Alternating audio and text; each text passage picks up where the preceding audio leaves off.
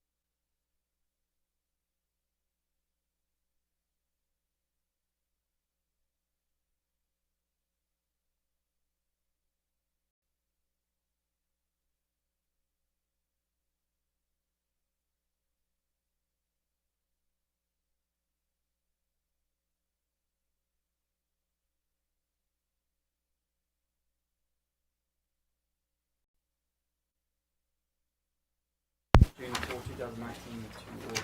All right. We'll jump straight into items, information articles. Thank you. Our first item is under Focus Area 1, Effective Leadership, and it is the GSB Delegate Handbook. And as you all know, a lot of us will be heading out starting tomorrow and through Thursday, through the end of the week, and through Saturday to the GSB Summer Conference, which is in Savannah. And one of the things they do is you appoint a delegate to represent the board. I think that's Ms. Sams. And they also, I think part of they have like an assembly where they discuss this handbook, and I think they update it year to year and have some changes that are proposed from other districts. And so, Ms. Sams, I think you were going to maybe point out some of the key changes in there to let the rest of the board know that. So we've been tasked with reviewing this as a group to determine what our district's vote will be, because I'll be the one at the delegate assembly that will cast the vote for the whole board. And as Dr. Cole said, a lot of what's in these 27 pages is what's already in their list of positions that have been previously proposed and accepted in previous years. So when we're looking at just what the changes are and what we're going to vote on, the first one starts on page 8. It's under the Governance of Education section, the choice subsection, and it's a proposed addition with regard to dual enrollment cap. So the position that GSBA is suggesting is that they would oppose legislation that counts dual enrollment credit towards technical college certificates, propose that counting towards the dual enrollment cap. So apparently there's a maximum number of hours that dual enrollment credit can be, I guess, achieved at, and they don't want the technical college certificate to reduce the number of dual enrollment credit hours that are allowed. And that's in opposition. I guess we can go through these and then we can talk about them, or if y'all have any questions. That one carries over to the top of page 9. So with each of these proposals, they give the rationale for what the proposal is. And I won't go through all that. I'm just kind of highlighting what their changes are. The next one is in subsection D under personnel. This is another proposed addition regarding a mentoring program. So GSBA is supporting funding of a mentoring program for new teachers. And this doesn't mean it's going to happen, right? It just means that their position is that they're going to support that if legislation comes about. So that one's fairly straightforward. It's got a short rationale there on page 10. The next one is when I'm double-sided and 2 pages per sheet. Let me find my spot here. Page 11. And at the top of 12, and it's under the state local funding partnership section, the subsection of taxation. And this one is a proposed position on input for annexation. You might want to read a little bit about it. It's a different kind of situation, but what their GSBA is saying is that they will strongly urge, so they're not supporting or opposing, they're just strongly urging that the General Assembly examine annexation legislation with regard to input from affected districts. So what they're basically saying is districts project their budget out for 2 to 3 years, and if you're going to annex their property or their district and take some of that away, that's going to affect those budgets that they've planned for already. So they're just looking for the General Assembly to review input from those districts before they make a decision on the annexation. And this really just for city systems that are kind of encroaching on counties that are going, yes. Oh, I like that neighborhood, I like that property, and so yeah, so that doesn't it's affect like that. Decatur, Atlanta, those cities, Marietta, that kind of. Right. All right, let's see. The next one is on page 14. Under the section of improving student achievement, subsection attendance, and it's a proposed amendment, so this is a change to one that already exists with regard to compulsory attendance. GSBA is supporting the position that compulsory attendance be changed to age 6 to 18. Previously it was 6 to 16. And the rationale on that one is that they're hoping it will improve graduation rates because now you can drop out at age 16 and that reduces the graduation rate for the districts. So they are supporting that.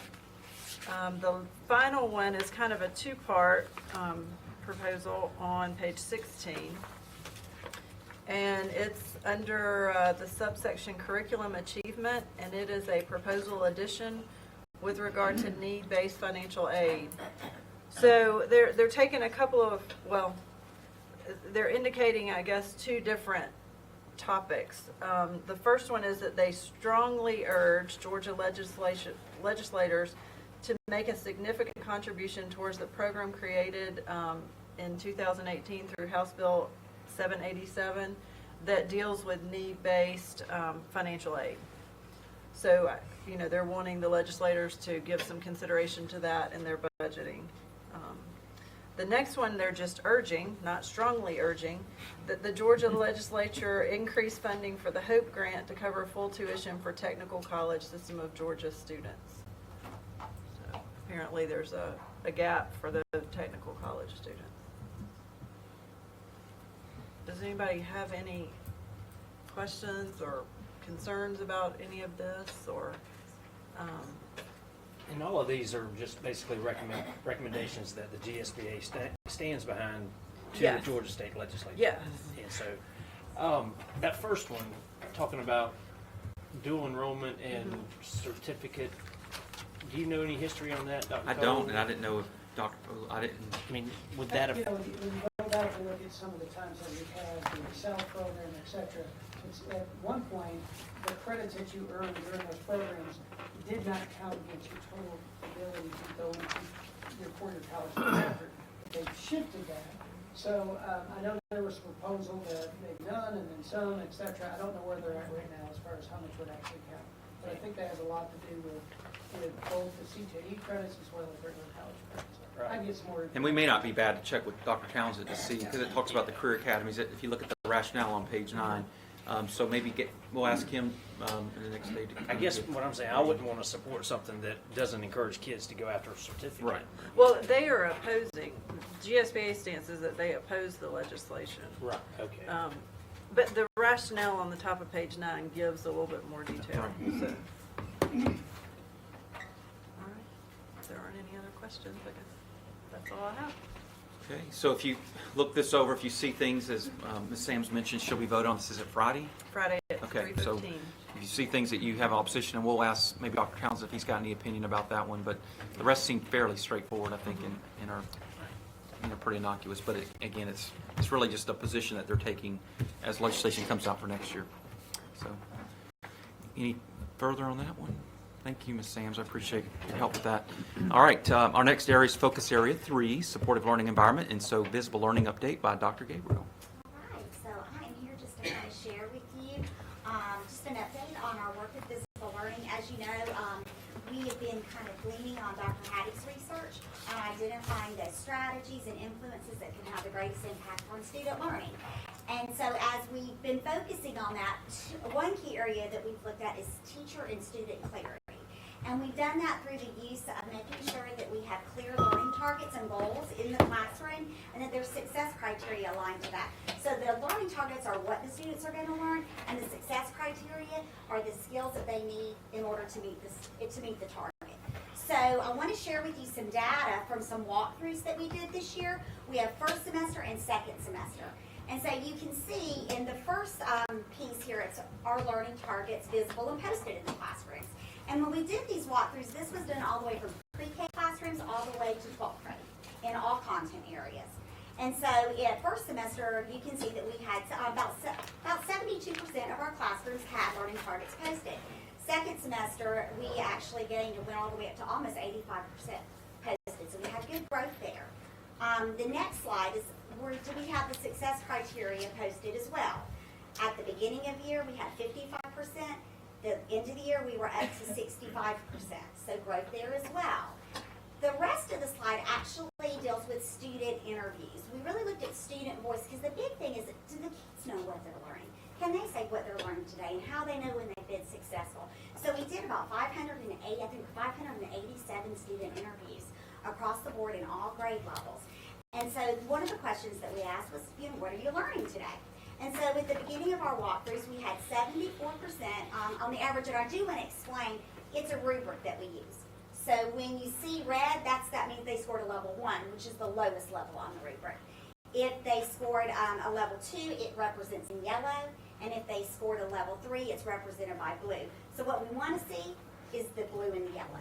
That's our goal, is to get a lot of 2s and 3s. What we want to decrease are level 1, so that'll probably help as we look at this.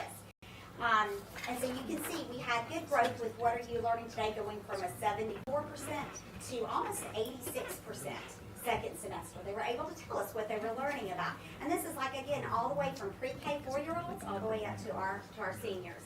The next slide was, why are you learning it? Because we need to make sure that they know that learning is relevant. What's the purpose for it? That's how we get their engagement in the process. And so you can see that at the beginning, we were averaging about 55% when we look at those level 2s and 3s together, increased to almost 71% level 2s and 3s by second semester. I can just imagine the answer to that question. It's so much fun. And in just a minute, you're going to get to actually see a student firsthand talk about this. And it's really exciting to see. It's not my son, is it? Tell me before you throw something like that. I had so much fun doing this. All right. Then if you go down to the bottom on the far left, how will you know you've been successful? And that's when they're really relying on the success criteria in the classroom. At the beginning of the year, we were at 58%. We've increased to almost 72% in the second half of the year. Then what happens if you get stuck? Because we want them to be able to self-regulate in their learning. We want them to have that toolkit of strategies, that they don't always just go ask the teacher, that they know different things that they can try when they get stuck in their learning. And so you can see we were at 79, a little over 79% the first go round. We're up to almost 91% by the second go round. So that's huge when we really think about student ownership of learning. And then lastly is where to next. And that's what really deals with goal setting. So once they've been successful with that initial target, where do they go next? And so you can see we were at almost 36% the first walkthroughs, and then the second round we're getting close to 50%. That's an area we're really going to focus on this year, is goal setting, and that deals with the progression of learning. And so that's kind of our next step. We're going to continue to do walkthroughs. We've actually developed another tool for next year that's really going to dig into the alignment of the instruction to the targets in the classroom. So I wanted to kind of start with that, and then I want to show you what this looks like with the student sharing this work. One thing that we did with our teachers actually went through impact cycles. We had 3 teachers represented from every school in the district that came a couple times throughout the year, all year. And we taught them how to take a look at these high impact practices and choose something they really wanted to focus on in their classroom and try it out. And they did pre and post data. They could do different things. Some did pictures, some did surveys, some did student video diaries. And that's what you're going to get to see today. This is actually a classroom at Brunswick. It's a first grade classroom. This is the first grade student you're going to see. This teacher actually focused on really knowing what a good learner is and really utilizing learning targets and success criteria in her classroom. So you're going to see the first video clip is what this looked at before she began this work. And then the second video you're going to get to see after she finished the impact cycle.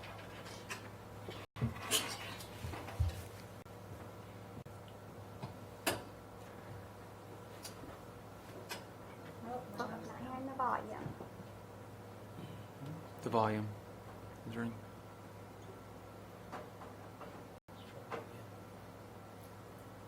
Working this morning.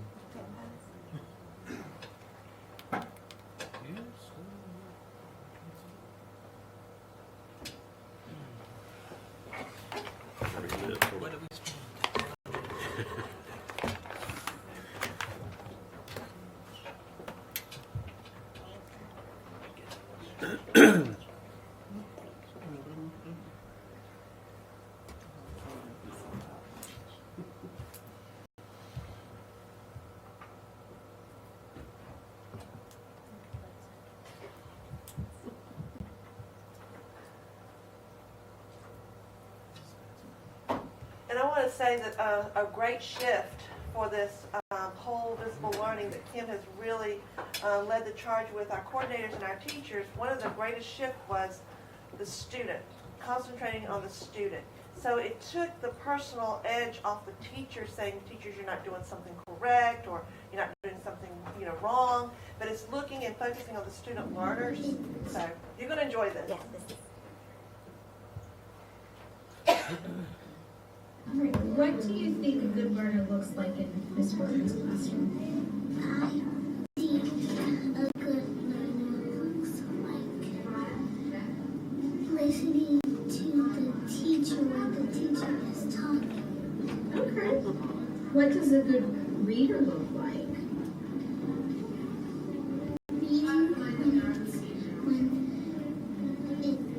Reading when the person is supposed to be reading. Okay. And what does a great writer do in our classroom? It plays the story how it writes. Ooh, okay. All right. Thank you, Haven. what she may have noticed in her answers, and this is before she began her impact cycle, is they were related to behavior. So what is a good learner like? I listen to the teacher. And what we really want to focus on is it's about the learning. And how do you go about in that process? What does a good learner look like? So now you're going to see the difference in the second one. Hi, Haven. How would you just tell me, what does a great learner do in our classroom? A great learner knows what they're learning. Awesome. How do you know what you're learning in my class? How do you know what you're learning? You know what you're learning if you look at the learning targets, because they help you figure out what you're learning today. Good job. What else does a great learner do besides know what they're learning? A great learner, they don't ask the teacher after they already tried one thing. They have to try more things before they ask the teacher. Wow, so you know what to do when you get stuck? Is that what you're trying to say? Yes. Okay, what do you do when you get stuck? And I like when you say you don't ask the teacher first. What do you do if you don't ask the teacher? If you don't ask the teacher, you can try something off of the anchor charts, and that helps you with what you're learning, so you don't be like, man, what's that word? What if that's not? What if none of the anchor charts help you with that? If none of the anchor charts help, then you can try the vowel 2 ways, or you can take a picture, think about what's happening in the book. Wow, you know what to do when you get stuck on a word, don't you? Yep. Okay. What happens if you get stuck on a math problem?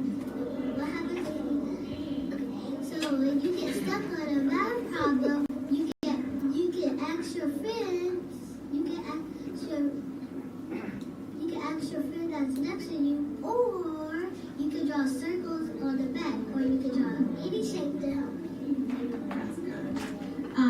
And you know the last thing I know you mentioned, you would ask probably your what?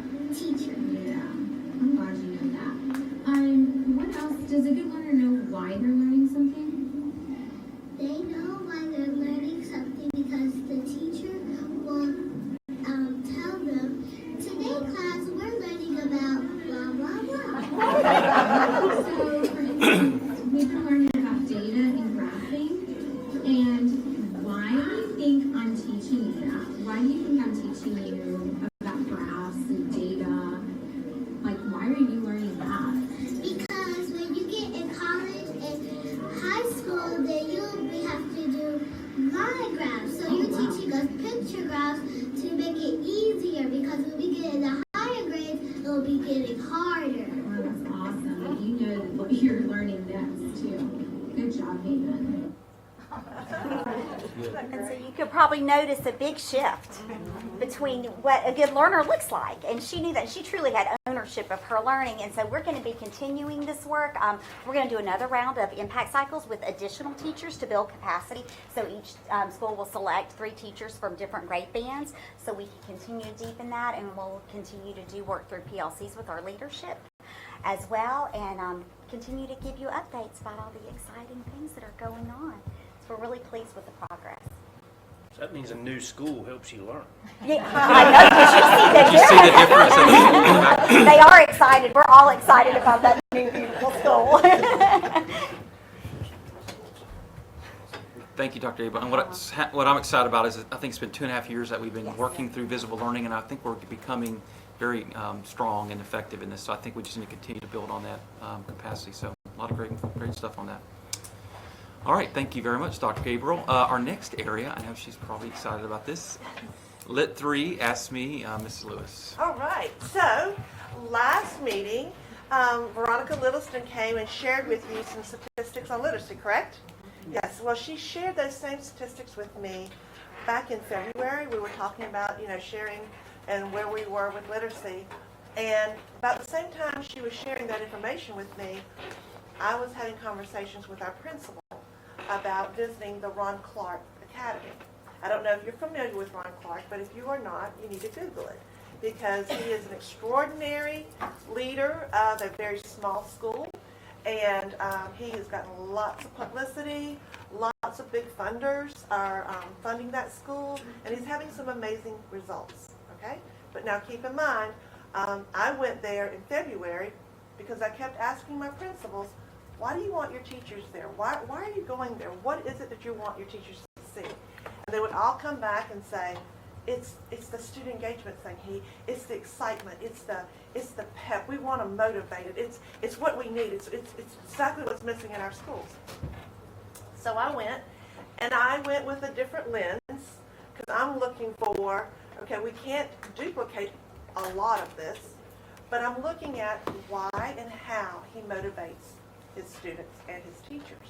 So as we were talking, that was rolling through my mind. And one thing Ron Clark does well is celebrate. Ron Clark celebrates big, and he pushes it, and he brings his donors in, and they're part of the team. And I mean, when I say every day, I mean every day. So you go in that school, the students are standing in the hallway, the music is blaring, they're clapping their hands, they're cheering you on. And in math class, if you get an answer right, the kids jump on the desk and they do an Arctic blast, they hit a red button, and just tons of cold air comes on top of them. And it's just a rush like you've never seen, okay? So I'm just sitting there going, wow. All right, so Albudra, I know we're not going to be able to do that. But I do know, and I know we won't ever get a check from Oprah Winfrey for, $1 million. But we have some resources in Glynn County. And it just kind of hit, and I'm like, you know what? We have a resource worth more than money, and it's called time. So everybody's like, don't have enough time, we're out of time, we spend too much time on something. But what if we took that little bit of time that each one of us have, and we pulled it together? Because at the very end of his presentation, Ron Clark says, you are not going to be able to go back and duplicate what we have at Ron Clark Academy. And I'm sitting there going, oh yeah, because we've had some private conversations on the side. He said, but go back and do something. Energize. That energy, that has to come from within. So we started looking, and we started talking, and I had my little, people to surround ourselves with, and that's the think tank going on around. And Dr. Cole, what kind of system do you want? Premier System. We all want that, right? Well, if you want something and you keep pushing forward for something bigger and better, you got to do something a little different, all right? Because I think it's Einstein that says if you keep doing the same thing, you keep getting the same results. So we started thinking, and we already have some great stuff going on in Glynn County. Right? You saw the visible learning. We've got the curriculum. We're going steady. We're not changing. We're staying the course. We've got professional learning like we have never had before. We're changing the duties and responsibilities of instructional coaches, coordinators, to support teachers. And we have community support. But what we don't have is a collective. We don't have something that pulls us together, a big corral, if you will, that says, hey, this is our one focus, this is our one goal. Now we have Reading Rockets who comes to pre-K. We have communities and schools who are supportive. United Way has stepped up and said, hey, let me hear more. I want to help. We have the Boys and Girls Club who's saying, hey, we'll do a three-year-old reading program. So we have lots of different people doing different things. but I want us to all do it collectively together. It's not me, not really. It's all of us, right? We all want this system. We all want our system to be like the top notch. We have top notch teachers. I went in and watched those teachers at Will Clark. We have those teachers. We have those teachers. We don't see them. In the board report that you received, we talked about how important literacy was.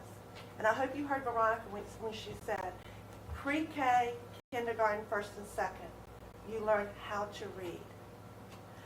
By third grade on up, students are required to read to learn. So, you know, we give them strategies, but you better have that solid foundation. And what's happening, Mr. Halsey, and I'm picking on him, because he's been very supportive, but what happens, our gap grows for a variety of reasons.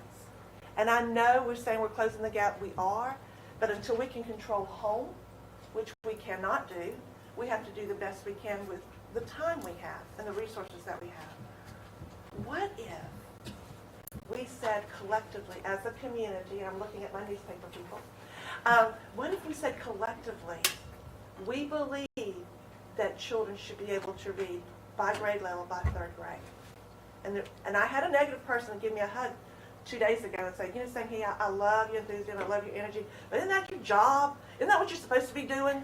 And I laughed and I said, I needed you to be negative to me. Because you know what? Yeah, it is. But what if our teachers had some support from you? What if the community said, hey, we believe in the pre-K, kindergarten, first and second grade teacher? So at our Elevate, at our retreat we had for administrators, I challenged all departments to say, Lit 3 asked me, saying that I believe that children can be on grade level by the third grade. Ask me, that's the part you play in, and say, hey, what can I do? So I want people to say, Lit 3 asked me, what is that? Oh, let me tell you about it. It's the philosophy that we believe in Glynn County that we can have children reading on grade level by third grade. And ask me, this is my part I'm going to play. So that, in a nutshell, is what Lit 3 asked me. And of course, it would not be a big show-off without a t-shirt. So, we have t-shirts, and Fletzer is actually printing them for me. It has the school logo, but on the back it says, Lit 3 asked me. We're not asking people to commit to XYZ. If you choose to order a t-shirt, let me know. They're $12. And we'll get one ordered for you. But I was talking to my friend Virginia Brown, and we're talking about how to pump people up in our community. T-shirts certainly not required, but we have all kinds of ideas of how we can get our community together to support our school system. If we can do this just for 3 or 4 years, and it looks different on all different levels. I talked to Steve Waters, our athletic director, and he's like, okay, you know, like, give me some ideas. If you don't have any ideas, I have ideas for you, okay? Because like it's like the football players. You know, have you seen football players or basketball players come into a gym? The kids go, oh man, I mean, they're just enthralled. Can you imagine them reading a book to a child? And then I'm looking at some of the custodial staff. So I was talking to some of them. I want everybody pumped up. We want everybody to be part of this. Can you imagine a custodian pushing a broom and stopping a kid in the hallway and say, hey, Kim, what book did you read today? You know, it's the conversation. So it looks different for everybody, for every department. I can just visualize, and I'm sorry Mr. Medella's not here, because, I mean, just think about the children's ward in the hospital. Can you imagine volunteers going and reading a book while the child's in the hospital? Giving a book to a child? I mean, we can do this in so many different ways if we'll just all collectively start thinking. To pull it all together, Ms. Brown, Virginia Brown and I were talking about it, and I'm going to create a video, kind of like an advertisement, because I want to show it at Rotary Club. I want to show it at the Exchange Club. I want to show it to different organizations to get everybody. And I know we're not going to get 100%, but what if we got 20 people? What if we got 100 people?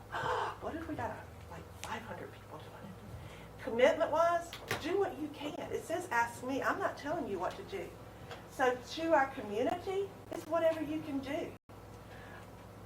We are all about building our community, and what better way to start but with literacy? That affects us in all different aspects.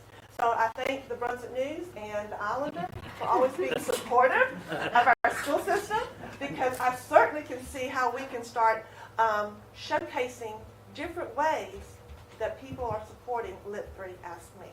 So be thinking, and if you want a t-shirt, let me know. And be thinking about ways that you can answer that question, because I'd love to film you as well. Because what better way for our community to know that Dr. Cole and the board members are totally on board, all right? Because it starts with us, and we send the energy out to get the people to support us, all right? That's it.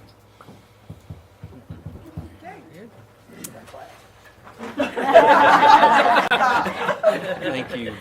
We appreciate, obviously, your enthusiasm in getting the community involved. I think it's going to take all of us to pull this off, so greatly appreciate all your work and looking forward to seeing what we can do with that. All right, our next area is our facilities update, so I'll turn it over to Mr. Boudreau. Thank you, Dr. Cole. First on the list, Glynn Academy, starting with the historic building, nothing new to report there. You got a copy of the estimated budgets to complete that. Sydney Lanier, that's coming along very well. We're going to move furniture in last week of June. Contractor's good with that. He will still have some things to do outside, steps and sidewalks and things like that, but we're looking really, really good for getting into that building last week of June. Mansfield Street, we opened proposals on June 19th. June 19th this year to put the gates and sidewalks and all that in at the two ends of Mansfield Street to close it off. So hopefully we'll have that for you in July. Science building, we're going to start demolition work next Monday. Demolition work is selective to get ahead of the asbestos abatement. So everything's out of the way for the asbestos abatement company to start on that. So target date is still June of next year. Let's see, where are we? I have a question on the fencing. Yes, ma'am. So do we think that it will be in place when school starts next year, or is it too early? So. Okay. And then as far as just the circumference of, or the perimeter fencing, I know we've got that gap between the back of the GA building where the attendance office is and the historic, and we had talked about how we were going to deal with that. Is there going to be anything in the interim until we figure out how to do that? Yes. So it'll all end up being enclosed. And we have to adjust it a little bit because of our temporary fencing for the science building. So we're going to have something in there to try to. We're going to try to make sure it's all enclosed based on that. With the long term, that the fencing would be totally completed, but with the science building going up, we're going to have an interim that's going to be placed in there. So For the once construction. Manfield Street's up and that, as well as with some of the money we're getting for some security grants, we're going to shift things around a little bit. Okay. Thank you. So sometime next school year, we're looking at having it complete. I would probably look at starting that September or October, so Okay. we'll work around it. We've been good at working around students over there, so it'll kind of come into place probably by the end of the year, Okay. just guessing. All right. Athletic field, that little middle of the near field, Mr. Tootin has done a preliminary fencing plan for Mr. Waters and I to look at.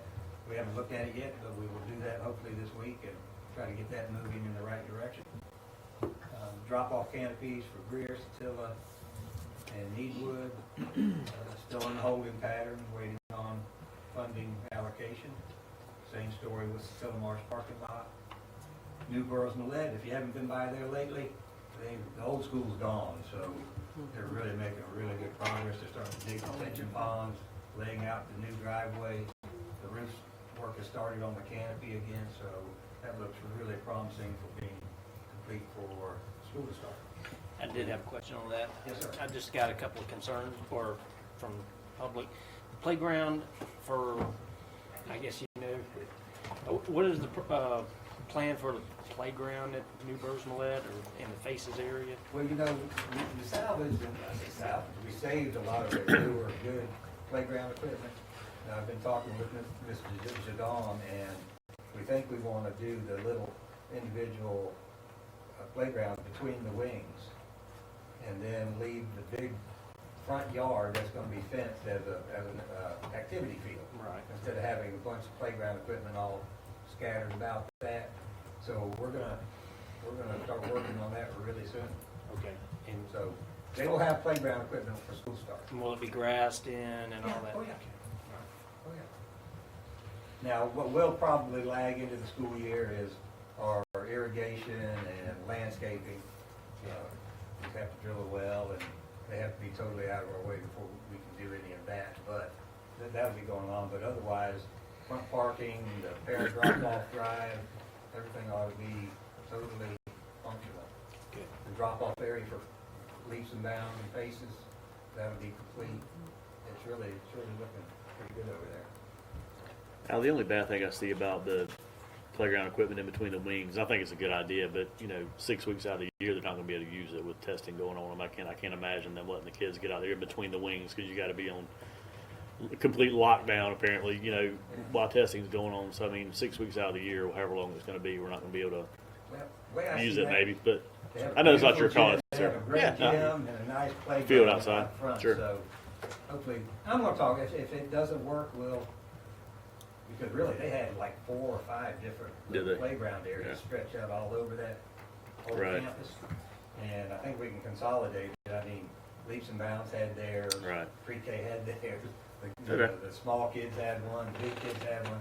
We're just gonna try to make it. Okay. work. Plus, they also have the park. We did a sidewalk across the ditch in the back. So they have Perry Park in the Park back behind, that's right. to Yep. deal with too. Okay. So I think we'll have good options. All right, thank you. Good options. Okay. Stadium renovations, everything's on track. It's looking pretty good over there. We've completed the concrete work on the visitor side. They've moved to the home side, and that's coming along pretty well. So I think we're going to be just fine there. Altama Elementary, they're just about to finish up the site clearing. If you go by there, it'll look like they've started the site work, but they haven't. They've just done a few more loads of unusable material to haul off.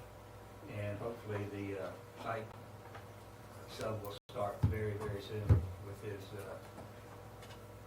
mobilization. I think he probably, John, does he have to get some approvals from the county or joint water and sewer or anything before he can start? He certainly has to get his approval from water and sewer before he can start the joint water and sewer. There's no reason that he can't, before he can fill material and do this grading work. So we ought to see that happening really soon. And just to repeat, just for the public's purpose as well, we're tentatively thinking about a groundbreaking for Altama on September the 5th, which is a Thursday, probably maybe about 3-ish, which is right before our work session, so we could go there, have a photo opportunity for the community, and then we'll come back up here about 4:30 for our work session. And we're still on track for bidding and hopefully awarding the construction by September, which will keep us on track for August of 2021 opening, I think. So that still looks pretty good.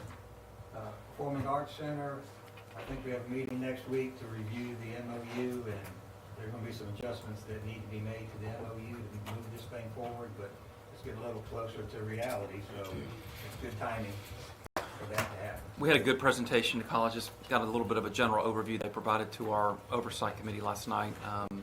So next week we're meeting. The memo is what it is, but we just need some more details now as we're getting closer to that time. So to flesh that out, we may need to add a little, maybe an addendum to that. But again, we'll throw that by y'all once we get to that point. But we're just in that discussion phase to kind of discuss the details, because the MOU is kind of very broad. But then what does the oversight committee look like? Who's going to handle this and that? So a lot of questions to be answered between that group. But so now, as they say, the devil's in the details. So, but we're excited about it, and I think it looks like things are moving ahead, and I think we'll have a good decision within the next several months about one way or the other. And the last thing I have is the roofing project at Greer and Satell Marsh. They're proceeding wide open, so hopefully weather will hold up and we can get those roofs done this summer. So that's no snags, it's just a lot of work. And let's see. Next thing on the list is East Block 4. Just to put this kind of on our radar, we're going to start adding East Bloss 4, which, believe it or not, it's going to be here before you know it, on our agendas every work session, just to start that discussion. Today, I'm just kind of introducing it to you guys. I think our first decision really, as it relates to that, as you know, I think it runs out in December of 21, I think. But we can go out for a vote with our public if we decide to go down for another East Bloss, go for another East Bloss 4 in either May, which would be next spring, or the big general election, which is for the presidential, would be 2020 of November. As a staff, we discussed it. I've kind of gone back and forth, talked to several people. I think our current thoughts on this, and we'll have more discussion, is that probably, for transparency's sake, so there's no confusion. From what I understand, I think the county is talking about May of next year, is to be separate so that their public, there's no confusion about what they're voting on. There's a bigger, obviously, probably the biggest percentage of people voting will be during the general election too. So they'll have the most say at the general election in November. That's kind of where we're leaning toward going to that route. So we'll have more discussions about that. But also, starting in July, we'll probably present. We've been meeting, Dr. Poulos and Ms. Lewis has been meeting, I think Al and I've done a couple as well, with our school councils, just getting a feel for what they're thinking at their individual schools. So we've already done that this spring. I think we met with every school so far. Our thoughts, and I think it mirrors a lot of people, maybe people say it, but we really want to make sure we follow through with this, is really looking at really infrastructure critical needs for our school. We will probably limit it to some amount, once we feel like we'll get to that point with, East Bloss. But again, we're really early in that discussion. But I think we want to start getting down that road so we're ready for it when we get there. And so the first order, again, will be the date probably. And again, we're leaning toward November. And then next month, we'll start giving you preliminary thoughts about what that would look like. In a lot of cases, it's renovating what we've got to continue to bring our schools up to speed.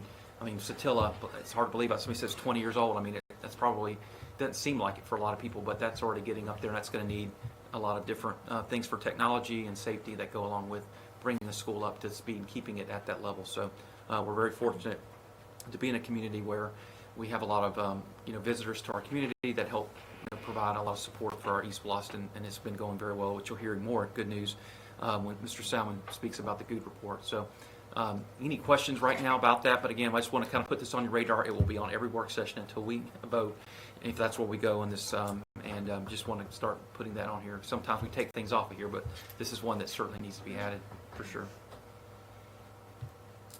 Any thoughts? Okay, good. Thank you. I think the next item is for the good report, so I'll turn over to Mr. Salmon. You have your report on your desk on this sheet. The only thing I'd really like to point out is we have added the roofs until March. Roofing, and as you remember from last month, basically closed out SPLOS 2, the remaining funds in the reserve, and the closed projects in SPLOS 2 were moved to the tune of about $1.5 million to cover this, and then there's 557 something in SPLOS 3. You are getting $820-something thousand from the state on that to offset that, but the total contract and everything's right at $2 million in there. As we look at page, also all the items that Al has just talked about there, this is on here, the schedule on the 3 projects closing this summer and so forth, and then all your future schedules. If we look at the next page, let's just go on over to page 3. We've got your revenue this month. We're still carrying $1,650,000 as the monthly revenue. This month you were over $2 million again, 2,166. We're averaging almost now for the 40 months of SPLOS 3, $1,700,000 a month. So we talked just in our cash flow meeting for the next several months. I will probably upgrade that $1,650,000 to $1,675,000. Also, I'd like to point out, you'll see it on the chart in the green area on the left-hand side. You can see currently with the current budget and your receipts, we're right over $8,200,000 over receipts so far. Also, another $8,200,000 you've got pending state capital outlay funds. And I've added a breakdown. $2.5 million of that is for the science building, and $5.5 million plus or minus is for Alabama. So I added that so you'll know where that $8.2 million is coming from. Let's go on to the next page 4, which is our chart. basically it shows budgeted receipts, current receipts, and then the line in the middle, the little dotted line, are last year's receipts, so you can see where we stand compared to the previous year. And then as we look at page 5, you'll see the summary for the 4 projects for maintenance and Kings Plus 2. We've got the design, let's go on to page 5. We've got the design for the science building in here, stadium renovations, career, and so forth. And then all these, basically, we're anticipating this closing out this year. Probably by the end of the calendar year, the projects will all be completed and closed out, and then we'll have a decision to make on any remaining funds that we have. So there's your overview of 3, 2, your receipts, and then the current project status. Also, your detailed report with all the detail for each individual project is on the website, or I guess it will be after your meeting Wednesday. Anytime you want to look at any of the detailed schedules and so forth, it is there and is published there every month. It's got the breakdown on every one of the individual projects. Anything else? I'll make it quick. Good news. Thank you, Dr. Simon. All right, our next area is under focus area number 4, student attendance. So I'll turn over to Mrs. Haywood. Good evening to everyone. You should find attached a copy of the overall summary for our student attendance for the 2018-2019 academic year. And I will give you some reflections. One is that attendance is truly an animal that's difficult to tame. There are a lot of variables that impact attendance. And so one of the things that we've done this year as student services is let's not look at what the numbers are, but who are the names behind the numbers and what's happening with that child that may be impacting his or her attendance. And so this year our schools have been providing weekly reports to us with the names of the students that fall within each of those ranges and what interventions have they done with that child. Have they had a conversation with the parent? Has the parent come in for a parent conference? What are the things that you've done? Has the counselor been involved? Does the social worker need to become involved? So that we can now track and talk about actual real students versus looking at numbers. Because sometimes I think we get caught up in the numbers, but what's most important is who are the students behind the numbers and what's happening with them. So I think that's a little bit of a shift for us as we start really looking at student attendance and then being more proactive about setting realistic goals of how we can mitigate it. One of the other things I wanted to share with you is, of course, you know, in December, there was the attendance and school climate meeting that was facilitated by Judge and Dr. Pulis. And there were some subcommittees that were developed through that. Many of you were part of that. And through the attendance committee, there were some suggestions about some things that we can do to involve our community to help with addressing attendance. And so 2 of those strategies were PSAs. So I don't know how many of you have been listening to the radio and hear those radio announcements at 8 o'clock. It's 8 o'clock, where's your children? In an attempt to just bring about an awareness that children should be in school. And in addition to that, we've also done a couple of radio interviews just to kind of talk about some of the issues with attendance and how attendance impacts so many other things. And we also pulled together an attendance focus group this year, which was derived of individuals in the school system that look at attendance from different lenses and talked about what are some of the things that we can do to kind of address it systemically.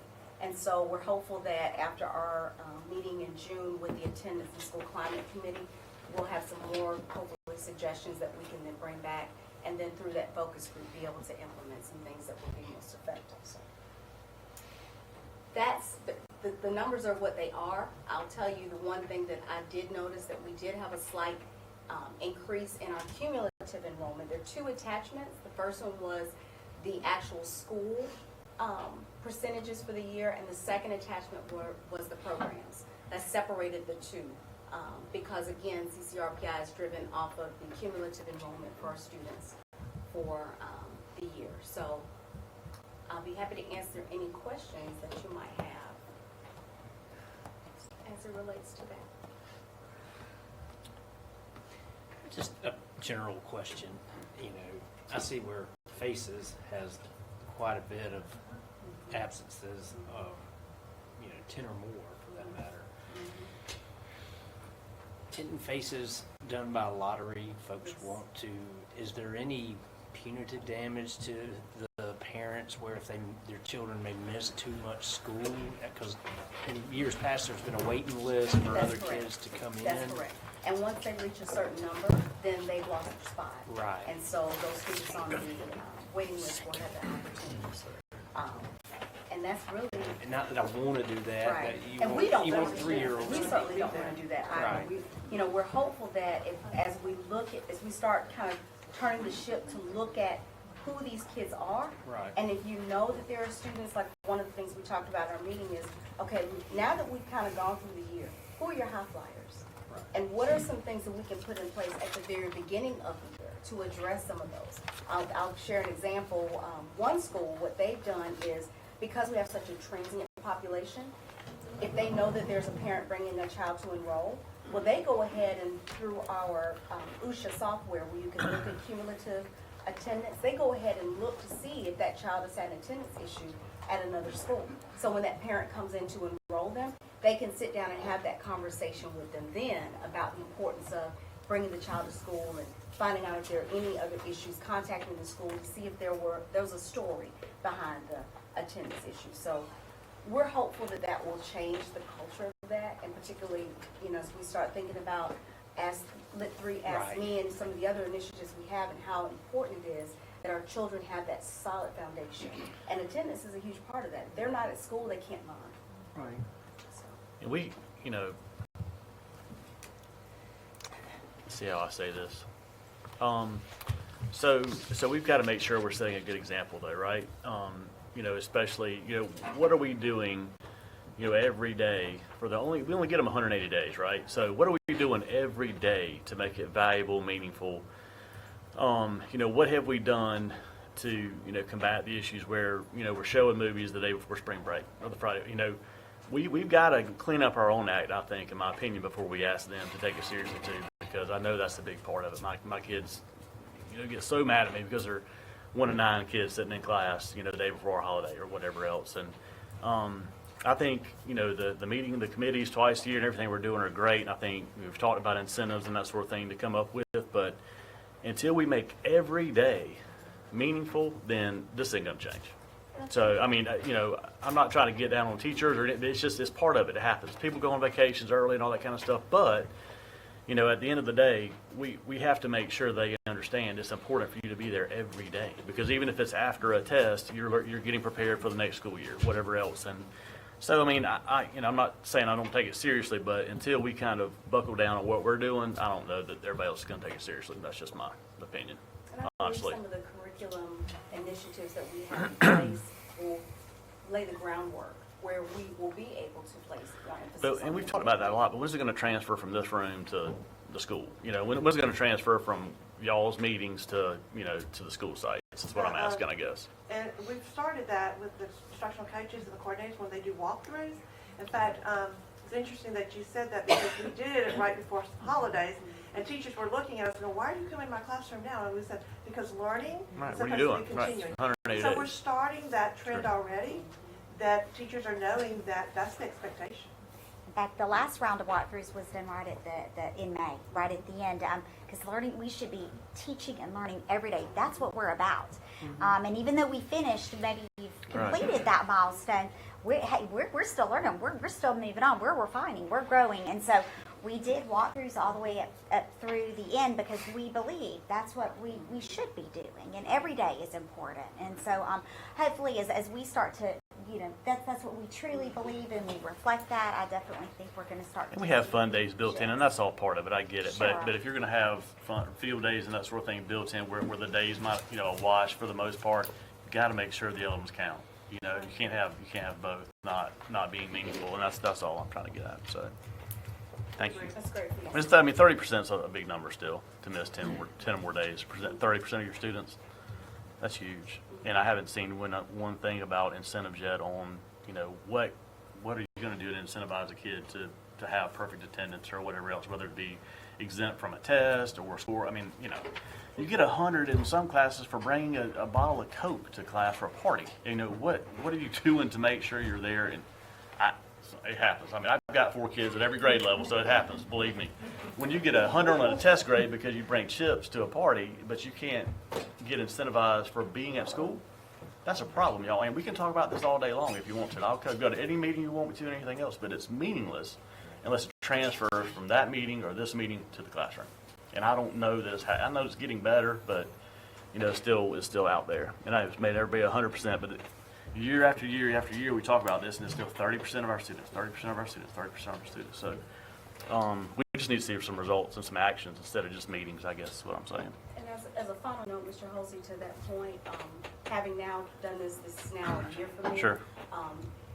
One of the things that I've also noticed in conversations with principals, schools are doing incentives to get kids to school. Right. They're doing, healthy competition is good for Sure, everybody. absolutely. So you'll have school-wide competition, Right. competition against grade level, against homeroom.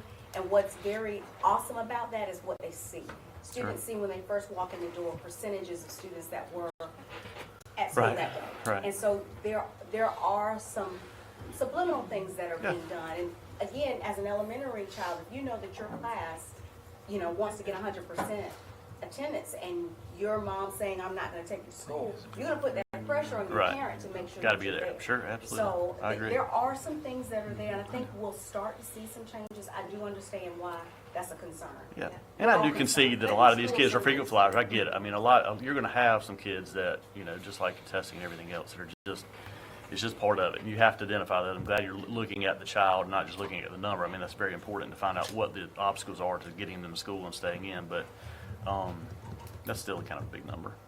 But the largest percentage you have is high school. I mean, Yes, ma'am. that's the largest because elementary and middle school, most of the parents are on control. Absolutely. They still have control of their children, but when you get to high school, some parents have lost control. Compulsory That's education. exactly right. And that 16. compulsory attendance Yes. possibly changing to 18, I think Now, that'll be a tremendous help to that. yes, definitely. in communities and schools, and I want to applaud you guys because every time you report to us, it's always, just glowing results and impacts, and because you're making contact with that child, not just with a group of children. It's just that one in particular child, and so. My guess is that some of these kids in these are sort of the middle road kids that kind of fall through the cracks, not somebody that necessarily, I'll say, qualifies for communities and schools, but not necessarily is followed by them. And maybe those are the kids that, and John talks about a lot too, those middle of the road kids that need some support and some extra push too, but there may not be a program or whatever we have that they fit into, so we need to look at that as well. I think in a way, a couple of the things that we've talked about are interrelated, like the visible learning and attendance, because I've been in classrooms where I think those kids probably leave that day and their parents say, "What did you do at school today?" And they just can't stop talking about it because I was in there for 20 minutes and I'm talking about it 2 months later. So when the parent knows that the child's excited and the child's getting something out of it, maybe that will incentivize the parent to say, "Hey, this is making a difference and let me get them there and make sure they're there." But to Mike's point, when they hear, "Well, we watched a movie today," then the parent goes, "Well, maybe I don't need to send you." So I think those two are almost interrelated. We're just conceding. We're conceding that nobody's going to show up, so we're not preparing for the kids that do show up. Bottom line, that's the truth. So, What constitutes an absence in the data that's put together? The data that's put together, it basically doesn't matter whether it's an excused or unexcused absence because it's based on the cumulative enrollments. 90%, they have to be there for 90% of the school year. So if you're asking if we delineated those. I'm just wondering, because it's like the high school is almost 40% of Brunswick High, but yet we're still graduating 90% of kids and stuff like that. I'm just wondering if it's not an exact absence. Is it because you left school? If you're saying it could be excused as well, or if they left to go to Usually over an half the orthodontist It's over appointment, half they the didn't school come day. back They that have to be afternoon. present for half the school day for Right. the count as school day. So it's our standard rule. It also includes any out of school suspensions and things of that nature, so out of the classroom.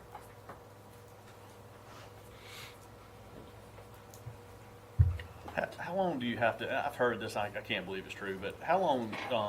If you're absent absent first block, okay? And like, how much of the class can you miss before you're counted absent? Like, out of the 90 minutes? How much? I think it's 15 minutes. Okay. I believe it's 15. Yeah, and I think sometimes it's not recorded consistently because I know I've I had heard to- it was more than that, but I don't know. It's over half of it, but yeah. there's a tardy versus when they count it as absence, Right. and then kids catch on to that real quick. Sure. Got it. And there's an early release too, so sometimes I feel like even though we had to check out at the same time for an orthodontist appointment 2 different times, one time it was considered an absence and one time an early release. So I think there's some play in some of how it gets recorded. Well, You're and correct. to Jerry's point, I mean, the courts, you know, when I was on the board 10 years ago, the courts kind of took away our power. I mean, we had a really strict, you miss 5 days in a semester and you fail. And now you can miss, I mean, there's stories. You miss, you know, half the semester and you pass. And, y'all, that's just not reasonable. You know, that's just not fair to the kids that are there doing it.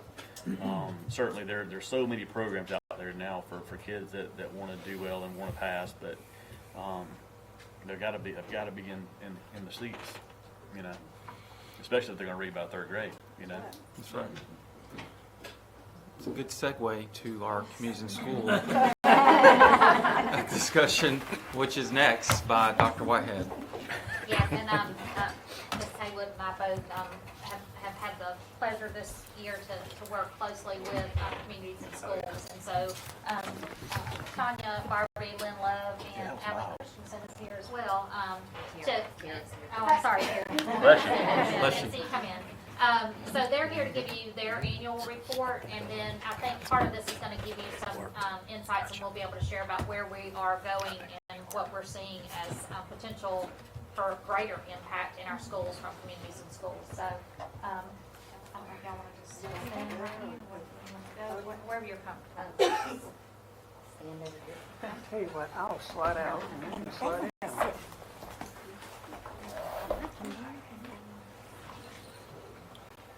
Good evening. Evening. I'm Lynn Love. I'm the Executive Director of Communities and Schools. And first of all, there's a typo. This is not the annual report for 19-2020. Yeah.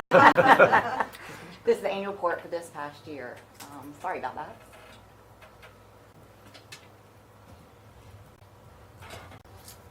that. Just a overall update.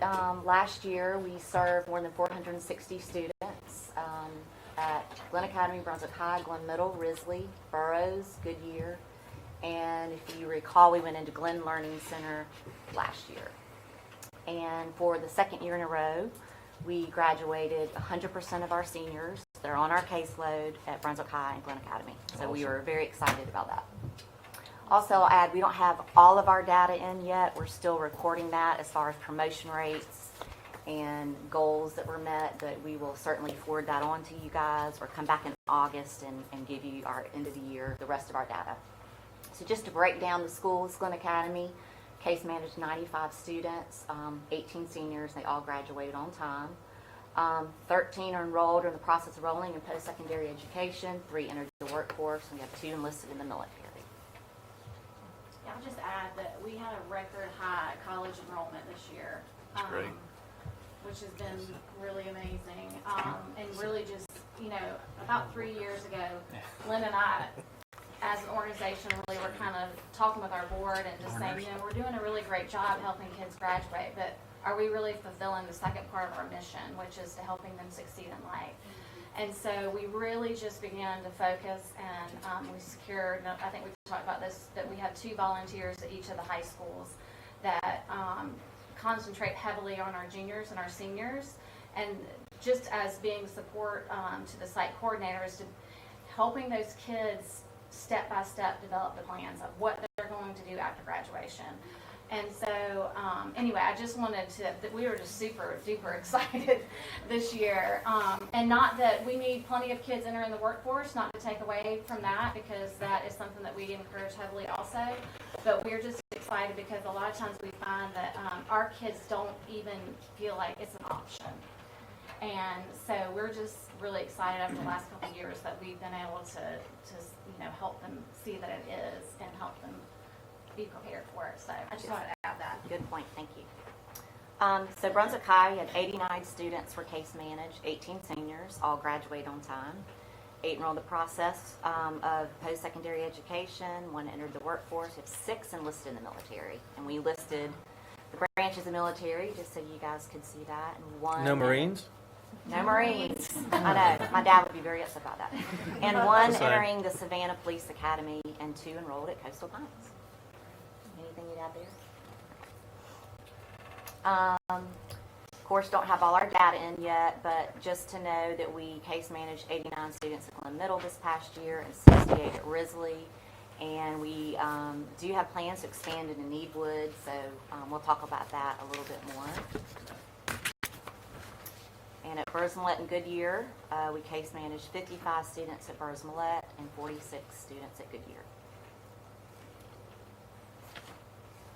And I'd really like to turn over this next slide to Tanya and Tara, just to kind of tell you a lot of the initiatives that we started at Glynn, and just Tara has just done an amazing job, and I wanted her to be able to just speak to you guys since she's there every day about these students and what's going on there. So I'll kind of turn this over to them. Yeah, so we actually entered GLC last January, and we kind of, as an organization, in our mind, had the idea of what that site coordinator needed to look like. We were wrong. We'll just be honest. We tried a couple of different things, and we just couldn't find the right fit. And we had, a person that had been there for the beginning of the school year resign, and Tara, who has been our lead site coordinator at the high school, she's also the county's REACH coordinator. She said, you know what, I think I need to go. And I was like, perfect. And honestly, Tara and I have worked together for years. Our history kind of starts, even with working together at the juvenile court. And so she really has a heart for these kids, a lot of those kids that are there at GLC. And I think just part of our mission and working alongside of the school, Mr. Pope and the teachers, was just trying to create a school environment in that place, in that building. A lot of what we sensed when we kind of came in there was just some hopelessness. And so that was kind of our goal, is to try to make it feel like a school again. And so we entered in our, we had 26 case managed students, but we basically worked with the entire school and provided services to all of them. But we also wanted to be kind of careful that there's obviously some schools that we don't have a CIS site in, and so we wanted to be careful not to, we're trying to stay consistent with that too. So that our goal is obviously to help kids get back to their base school. And we'll have Allie talk in just a second, but Allie provided, this year we added her role with Communities in Schools as a clinical support specialist. So she provided therapeutic services for kids there. This was a big thing. We were given permission to help with the transition at this end of the school year for students that had completed their criteria to go back to their home school. So we helped transition 59 students at the end of the school year to go back to their base school, and that was huge. Yeah. I'd like to add that we actually met with 42 parents and sat down with each parent and sat down and reviewed their kids' transcripts, their kids' grade level. Some parents were shocked to see that their information in Infinite Campus was still incorrect, and it had been incorrect since the kid was in 2nd grade and they're in 10th grade. So it was just, we were able to sit down and really kind of dig deep with the parent to see where their student stands and see that there is still hope for their kid to graduate on time. So that was really great to spend that time with those parents, and those parents were really excited to be able to sit there and enroll into summer school there, do everything they needed to do right there with Mr. Lamb and Miss Smith, just to get everybody where they needed to be. So it was a good opportunity for the kids and the parents and the teaching staff and us at GLC that day. It was really kind of bittersweet for me. Yeah, and so Tara also really worked to create some incentives, and in the school, and so they created a school store, and that was based on points and progress. We worked to help create, but believe it or not, kids still like to read books, and the kids at GLC wanted to read books. We just would have, so anyway, they really worked to create a library. They created student jobs. I think we forgot to put this on there, but we actually helped host a field trip. We had kids at GLC that were able to go to Jekyll and go to the beach, and we had a cookout, and there was about how many kids? 22 kids. So that was a nice big number, so we were super excited about that. We worked alongside of Safe Harbor Street Beat program, and we had weekly motivational speakers coming in from the community. We were talking about bringing people in, and that was huge. We had John Williams, we had people, an attorney, we had just a variety of different members of the community coming in and talking to, just pouring into these kids. And kind of through that, we were able to secure mentors, which is huge. Because it's not always that you were like, hey, you want to come mentor at the alternative school? And but we secured those, and we had a tutor that has been actually a volunteer with us for a long time, that really came in and worked hard with some of these kids, especially the ones that were trying to finish up, and our high school kids. And so that was great. And again, just nurturing, and I've heard a lot of this is like being able to nurture our staff and our teachers. So we value that at every school site that we're in, and we certainly did at GLC. So we there was a staff member of the month that was chosen every month, and we celebrated teacher appreciation and provided lunches, just helping them feel appreciated. What else am I missing? Okay. I just would say, and I think all of us that are living and raising children in this community, like, this is a school that we all need to invest in. We want these kids to do well. These are, it's important for us, as an organization, as a county, as a community, to invest in these kids. So. Tara's just done a phenomenal job there, so I just wanted to give you an opportunity if you wanted to share anything with the group, just about your time there in general. It's just been a very fun and enjoyable time, and I always say, if you get a chance to come by and spend time with the kids, you'll see that they present hard and mean and rough and heartless, but if you ever really spent some time with them, you would know that they have a lot of trauma and a lot of abuse and a lot of sadness in their life. There's several kids that we've helped go into placement that were homeless, that just kind of got just through the radar. We have kids that once a week I'm helping them get food in their house. We've helped kids figure out with their mom how they're going to pay the power bills. And I know it's these things we see every day at the regular school setting, but it's huge at GLC. I mean, it's really a big, big thing. And, we had one kid, I just left her home actually, who was just, substance abuse was her problem. But when we found out why, it was very, very sad. I mean, we had a kid that she got in trouble because she didn't want to be the first to go in the classroom. And once we dug her a little bit deeper, we found out that she was abused in a dark room, and she didn't want to go in because the light was off. And just taking the moment to spend some time with that child, it really kind of got an opportunity to kind of reach, hit home. So if you ever get a chance and you want some, come by, and, we love company and faces, and the kids, once they figure out you're there to see them and meet them, they're pretty interesting little guys. I enjoy them. I know they look scary sometimes, but they're really just big babies. Yep. Yeah, they just want to be loved. That's all. Thank you, Tara. Thank you. Thank you. We're just really excited about what's going on at Glynn Learning Center, and just wanted to share that with you guys. So thank you, Tara. So this year we also created a new position, a clinical support specialist. And Allie Christensen, who is here, and I'm going to have her come up and speak to you. But we had a lot of students that we felt like we were working with that needed to be referred for mental health services. And we were having trouble doing that with a group of kids outside of the school building. Parents weren't getting them there, or there was a problem with insurance, transportation, those kind of things. And so there was this gap. They were in desperate need of mental health services, but they weren't getting them. So Allie came on board with us and has done a great job for us. And so I wanted to turn this over to her and kind of let her tell you a little bit about what we've been able to achieve so far. So it has been an absolute privilege to serve in this position, in this role this year, to serve our students who are most in need, those who have survived and are currently surviving chronic and compound trauma.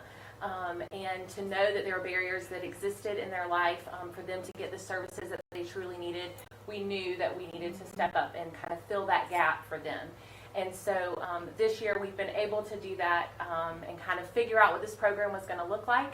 But we do know that providing this intervention for these children directly affects their academic performance. Research has shown us that time and time again.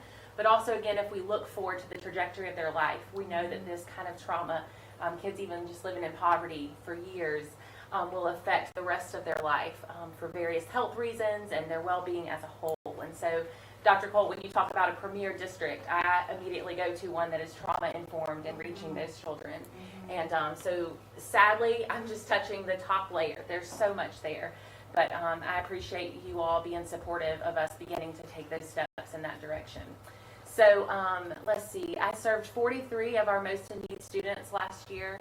And we did pre and post data on these students, looking directly at social and emotional learning, and their pre-test and their post-test after their clinical intervention, which many of these children, their trauma is so severe that they will continue with me until whenever.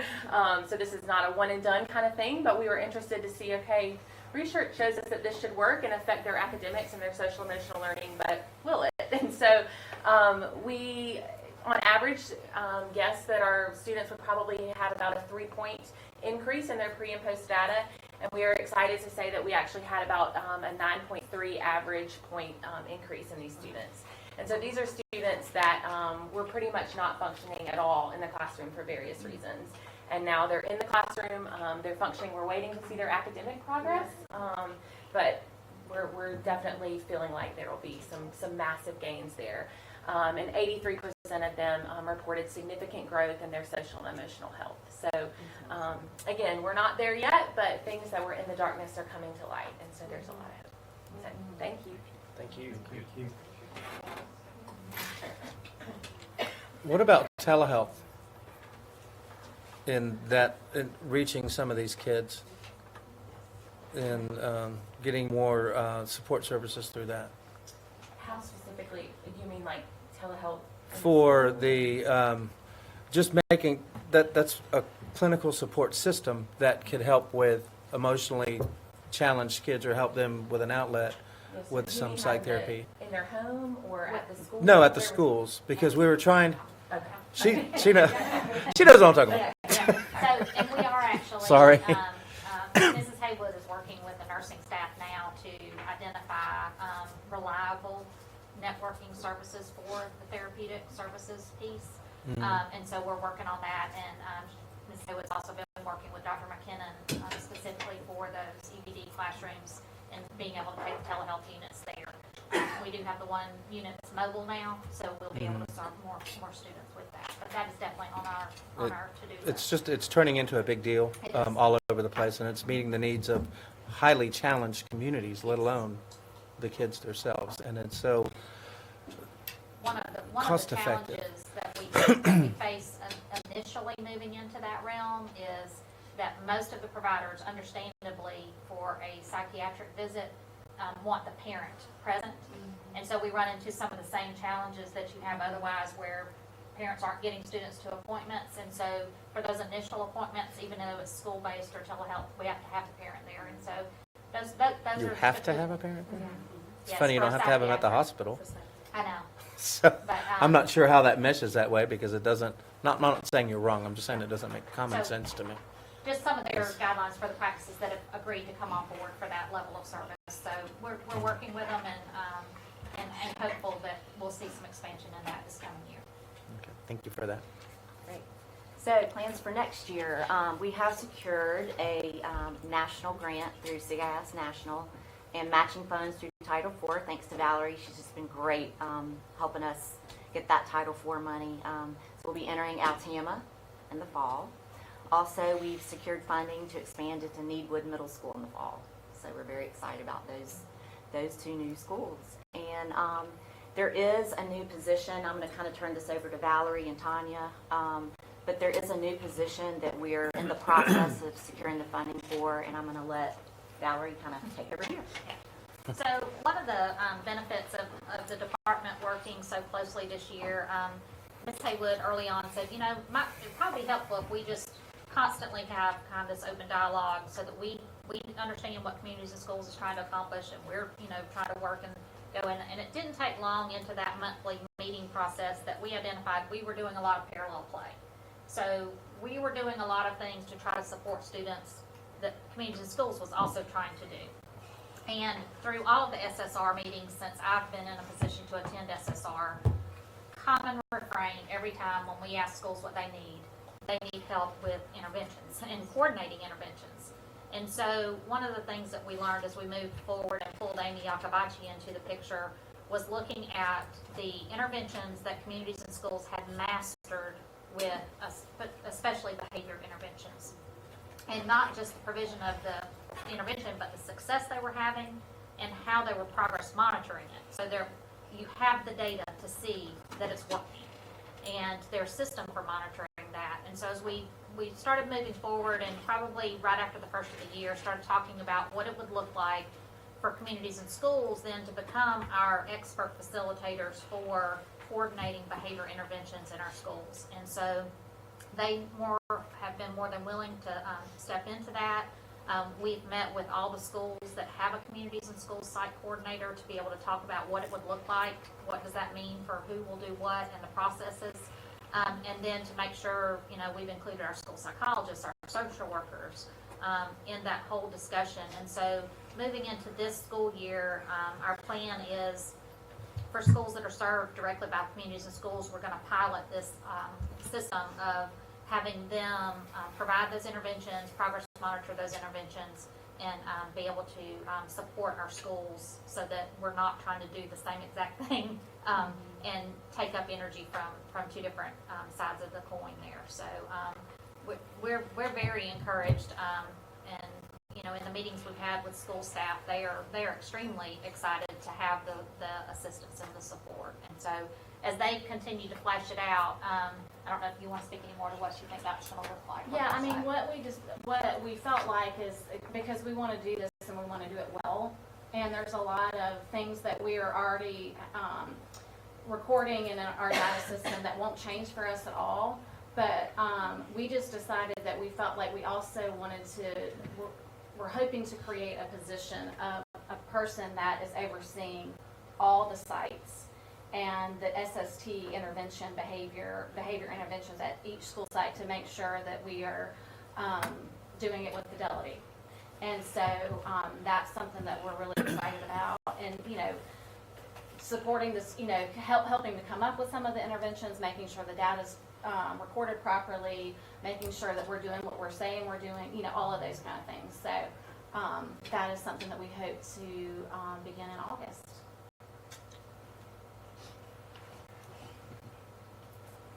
That's our report. Thank you so much. The support from you guys has been amazing. Valerie and Sunitra have been wonderful this year. I feel like we've just deepened our partnership, and we're very excited about next year. So, any questions?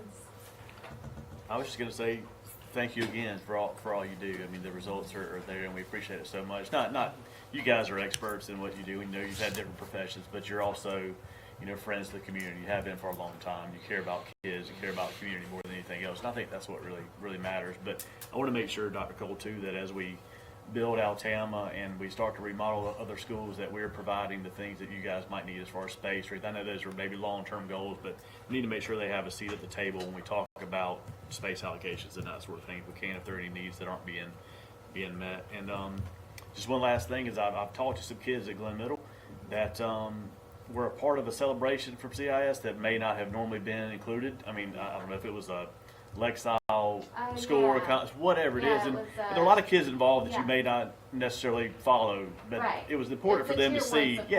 Important for them to see what all you guys do. So you know, to include the kids that may not always been be involved, or some of the middle of the road kids was a nice thing too. So I appreciate that very much.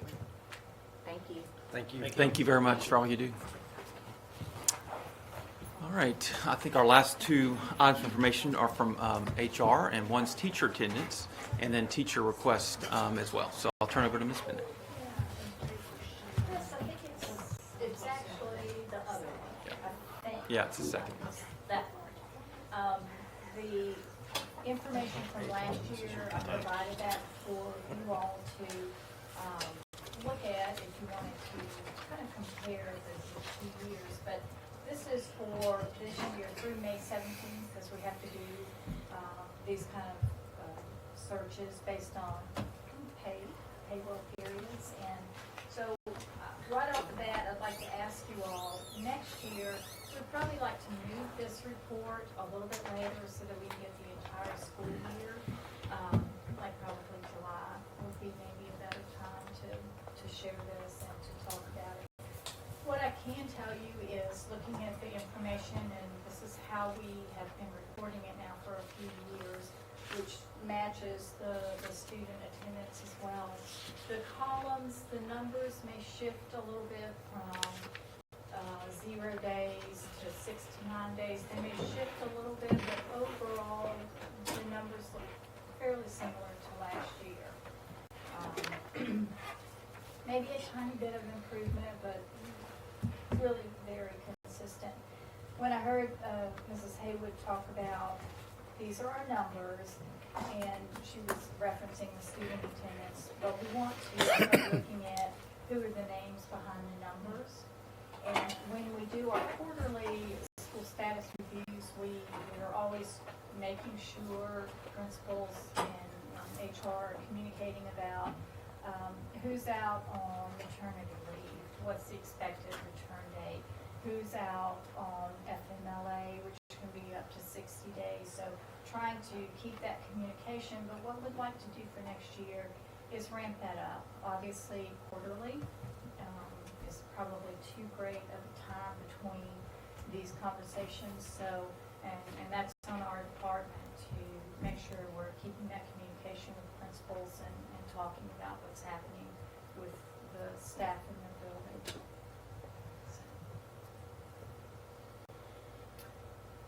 Are they given so even with student attendance, I know the ideal is 0, but that's not realistic. So are they given targets? I mean, it's one thing we talk about all the time, what's your goal? I mean, set realistic goals and say, I would like for y'all to improve from 30% absenteeism to 10% or 15%, or go down 5% a year. I mean, what have we told them as far as a sliding scale or anything? Are we just kind of looking at it to see if it improves? You said it may go down 1% or 2%, but what are we actually doing to say, here's the bar, we'd like you to try to get there? Clearly, there are always going to be people, flu outbreaks, pregnancies, FMLA, workers' comp, all of those things that we know that we can't help, but we can do things to work on workers' comp issues and work on trying to keep things clean so we don't get the flu, whatever the case might be. But you can't really reach a goal if you don't set one, right? So have we told them anything about this is how we'd like to see you improve, or we just want you to improve and kind of track it, Right, and I think each principal tries to work with their staff, but no, systemically and from our perspective, we share this information, we're communicating, we're tracking it, but no, I can't say, Mr. Woolsey, that we... And I think it's a great point, because I agree, we need a chart, we improve, even if it's 1 or 2% I mean, are we wasting our every year. time asking for this report, I guess is what I'm getting at. I'm not trying No, to I think it's a good data, but the hard part is, say you target one school and say, all right, here's your goal next year, and then they've got 5 teachers show up pregnant the next year. So all those kind of things, how do you set those kind of goals realistically? realistically? And once again, like we've said about discipline, it doesn't matter to me it matters, but if your number goes from 30% to 35% and you prove that you had 10 teachers out on maternity leave, no problem. You've got fights going on in the school. What are you doing to fix it? Or what's the reason? I mean, so maybe there's a way to remove all those ones that are exceptions, like or not just that, but just explain the exceptions and then find out what the real number is. Right. I mean, do you have frequent flyers that are really just out all the time? And that's what we need to target, the people that are taking, they don't have any. And if they don't want to be here, y'all get somebody else. Right. I mean, I don't know what else. It's not, it's not rocket science. I mean, I don't know what else to say. If you're frequent flyers and they don't want to be here, then can we find somebody else? Ms. Bennett, how many days does a teacher have off between sick days and personal days per year? Well, they earn a day and a Yeah. quarter every Yeah. month. And 3 of those days throughout the year can be just personal days, and the others are sick. Okay. And if somebody's out for a sick day, do they need to bring in a doctor's excuse or? Not necessarily. Our policy allows for if there is a reason that the principal would like to ask for more information when someone is out sick, they certainly can. Our Right. policy allows that. But typically for a day out due to illness that the teacher has reported they're home sick, we don't. Principals don't ask for any kind of note from a doctor. And like with what Mike says, the frequent flyers, we need to target them. But if someone has the days and they are legitimately sick, there's nothing we can do about that. Is there a amount of days that they can take off a year? I'm just looking at my business. I give our employees 10 days off. I encourage them to take those days throughout the year.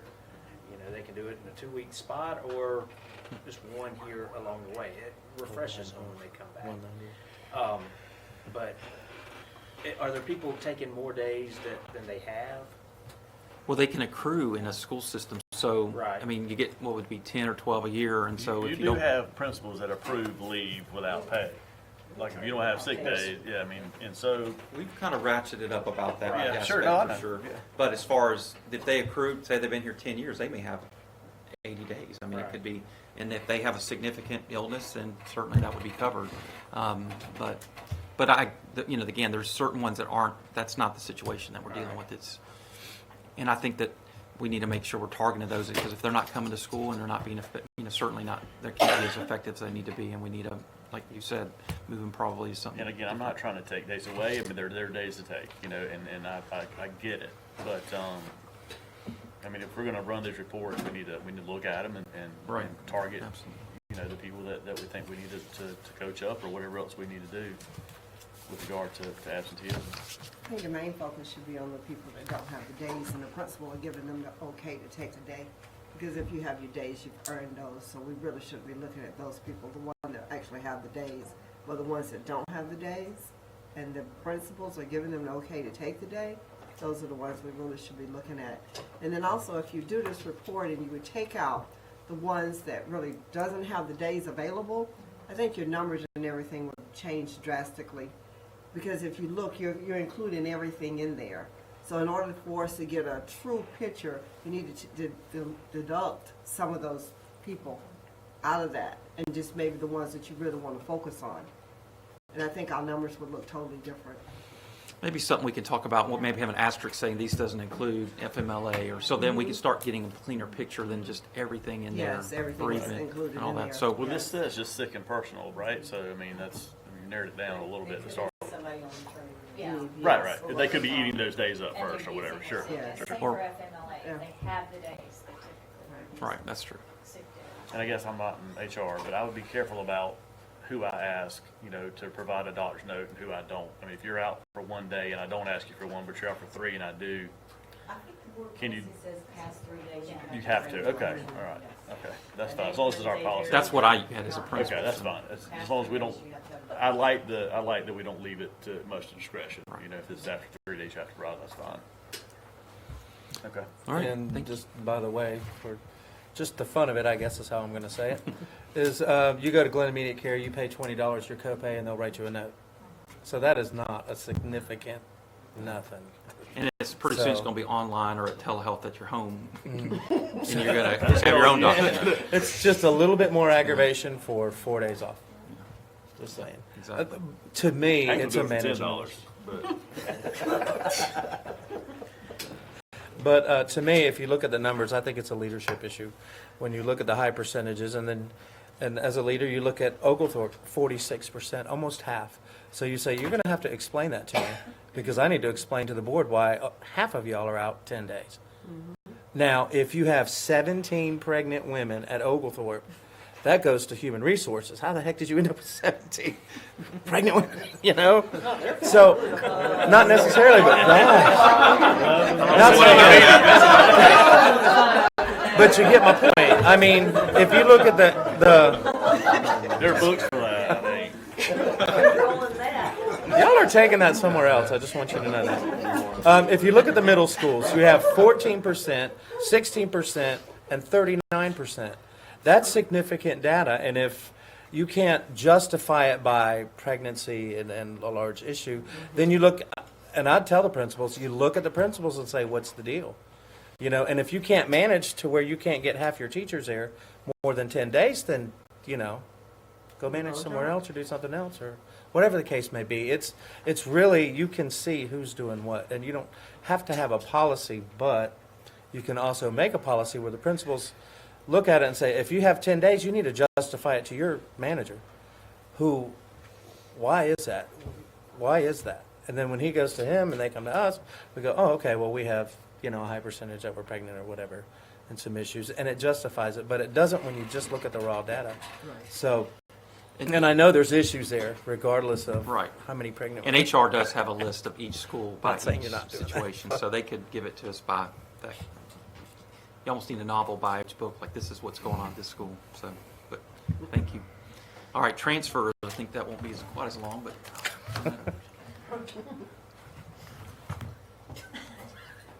Okay, so first thing I want to say is the number of 28 transfer requests that we received beginning of February for this school year is accurate, but the copy that you have in your book, Altama, somehow their request got reported as 2, and it's actually 3. And so I didn't know, Ms. Liptrot, if you still ran things off for people, but this is the correct one. No, they just look at it here. Yeah, okay, so 3 instead of 2 at Altama, but the total was still 28. We had 28 certified staff members request in writing transfer for this school year. And I think she may be online. There might be one from last year as well, which is. And last year, same process in place. We had 52 staff members certified requesting transfer. Yeah, I thought it was way down. I didn't know the numbers from last year. I didn't remember, but I thought it was way down. It's 52. Are those approved, or are they just requests? Just requests. It's just requests, yeah. And I hope they just look at it. It's a culture thing with me. You know, I mean, it just shows you something. Now, sometimes positions come open, they can apply for that, I mean, but this is people the want to be declaring. closer to home, and I get all. Yeah, absolutely. There are different reasons for sure, but the same thing with attendance. I mean, look at the 7 people that transferred out of Jamaica. They just want to transfer to be closer to maybe 29 where they live, or they're trying to get the heck out of Jamaica. I don't know. Or if you look at the middle schools, Jamaica and Needwood Middle, then you look at the absences, and for some reason those high numbers go together. Would be something I would certainly look into. I mean, it's there. It's obvious. And you look and you're going, well, let's see, 7 people want to go, and your absences are 30%. Why is that? 10 plus 30%. So, I mean, it's all there. Mm-hmm. And we know they have so much. I mean, I couldn't. The principal for the day thing, I mean, I couldn't do. I mean, they have so much they have to worry about. But, I mean, there are certain key indicators, and we've all managed businesses. There are certain things you can look at that give you some insight into how things are going. And that's all we're looking at. And I think we've had some changes based Sure. on some of this conversations absolutely. for sure. So, thank you, Ms. Bennett. All right, I think that's our last item for information. Now we're down to proposed action items. These are items that we will be voting on with your approval on Tuesday of next week. So our first one is for a RFP for grounds and maintenance. So I'll turn it over to, I guess that's Al or Ms. Preston. Okay. This is for work that is currently being outsourced. We outsourced this in 2015. And our vendor has had enough. So we went out for proposal, and we ended up with 2 proposers. And the recommendation is going to be coastal landscape design for $35,400 a year. That's only $3,900 a year more than what we've been paying for the last 4 years. We had no price increases, so think that's a very reasonable price to get this work done. Seems like just continue with these two locations being outsourced. So is the, I just noticed at GECA, we kind of, me and Dr. Cole walked around, we got that big courtyard, which I didn't even know was there. It's hard in to the see. middle, and I'm not understanding if you drive a lawnmower through the building to get to that, or to maintain it. Does this include better upkeep, or is it just pretty much, because I mean. That courtyard has been off the radar for a long time. And my thing is, that you wouldn't really know it's there, and it's possibly something that Stalvey or some of those guys could even use as far as a horticulture sign. That was or kind of the something like idea, that. was to have them do that. We hooked up all the drainage. We used to have just great inlets in there, and the water would back up. We piped all that in, and Right. we've always. So really, true, been there's no hoping- use to it. I mean, it's unless they want to use it as a school to Yeah. educational. Yeah, that's the second courtyard. The big courtyard is still maintained. Right. I mean, we still have to take a lawnmower through the lobby to Right. get in there, but Right. this second one has never really been on anybody's radar to develop as much of anything, to be honest with you. Right. But walking around that site, you could see we were due for a change. I agree, and especially every year the Career Academy of the Year, and you kind of want that face, and it was neglected a little bit, but So anyway, okay. That's kind of the impetus behind this. Thank you, Mr. Boudreau. The next item we have is, I think we have several actually, for food. And is that going to be Ms. Lewis? Okay, Don, I'll turn over to you for bread, I guess, first. The first is our bread bid, and we had two companies bid. And the lowest one was Bimbo Bakeries with $47,811. They have been a past provider for us. They weren't, this year we had flowers, but they were the low bidder, so we recommend that we go back with them since they are the low bid. Any questions about the bread? About bread. Difference in bread? Wheat bread? We are going to a non-whole grain hot dog bun, which we have a waiver with Hallelujah. the meal regulations changed. So yes, we are going to a non-whole grain hot dog bun. Only hot dog though. Only hot. What was the name of the company? It is Bimbo. They will call and tell you that is their name. I know, I've heard all about that. Give them Dr. Jurgen's number. You always tease me about that. Sorry. Save it for next year. All right. Next item is for milk. Is for milk. Dean Foods was the low bidder, and this is known to most of you as Mayfield Dairies. They've been bought out, so they've been bought out by Dean Foods / Barber Dairies. That is our current milk provider, and they were the low bidder again this year. So my recommendation is to go with them again. Questions about milk?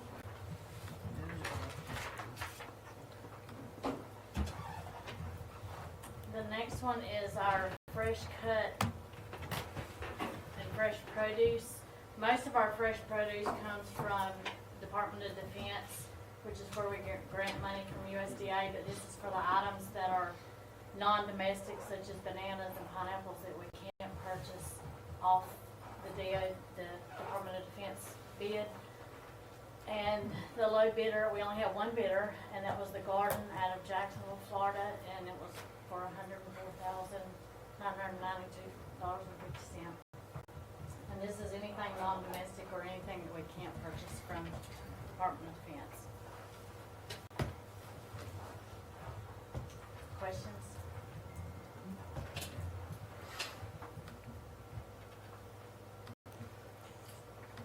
Our next one is for our paper products.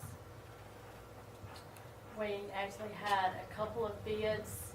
The bottom two were incomplete bids. They only bid on one or two items where Dade and Pineland bid on the whole package.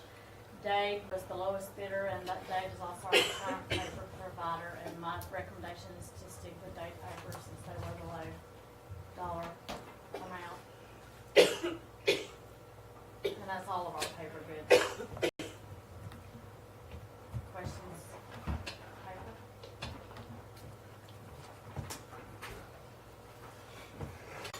our next one, which you are all familiar with, is our Smart Mouth. They agreed to roll their bid price from last year again and maintain their same current price for this coming school year.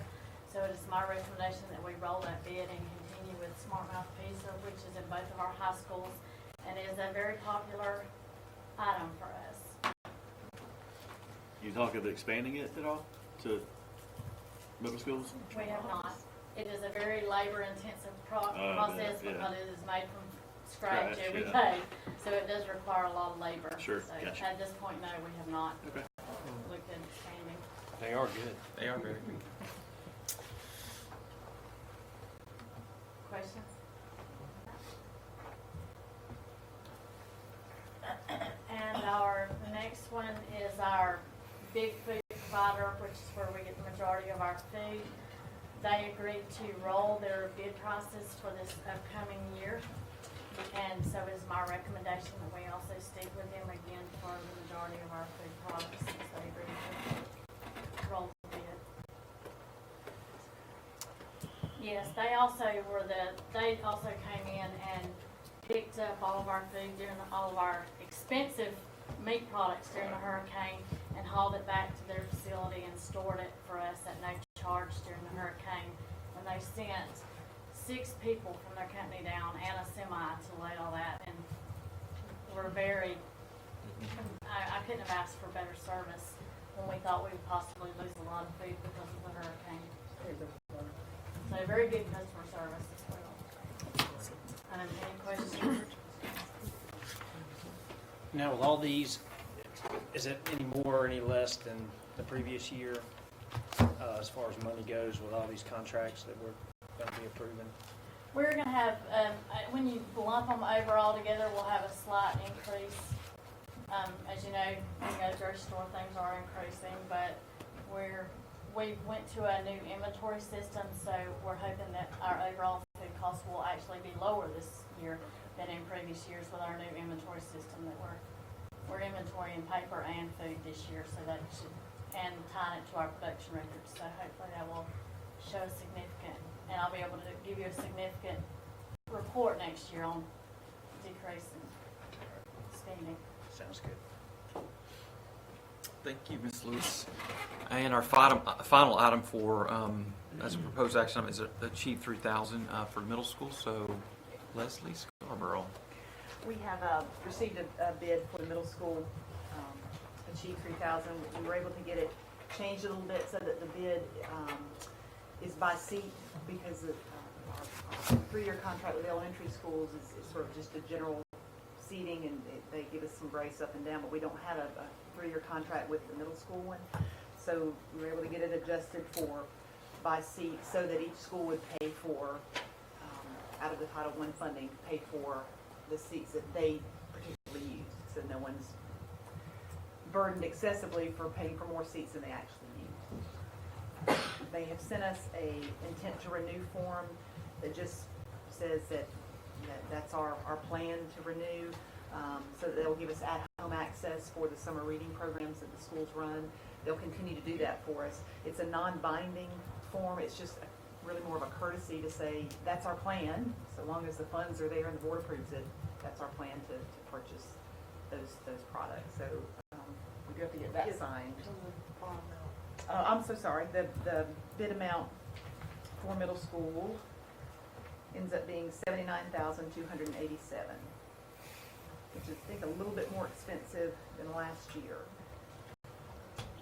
That's out of our title money, Yeah, Title I money. Title I's paid for. Yes, and it is paid for out of the Title I grant money. Any questions for Ms. Scarborough?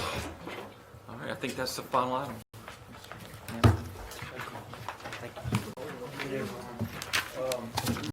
I'll entertain a motion to go into executive session. Just legal and just personnel and dispute. How about Lynn? Miss Linda? I don't think. Yes, Lynn. Okay. Yes. Sorry.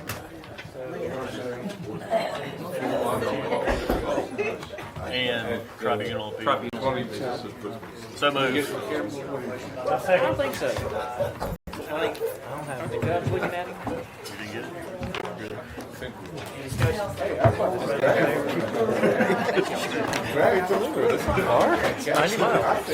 Yeah, you just follow my lead.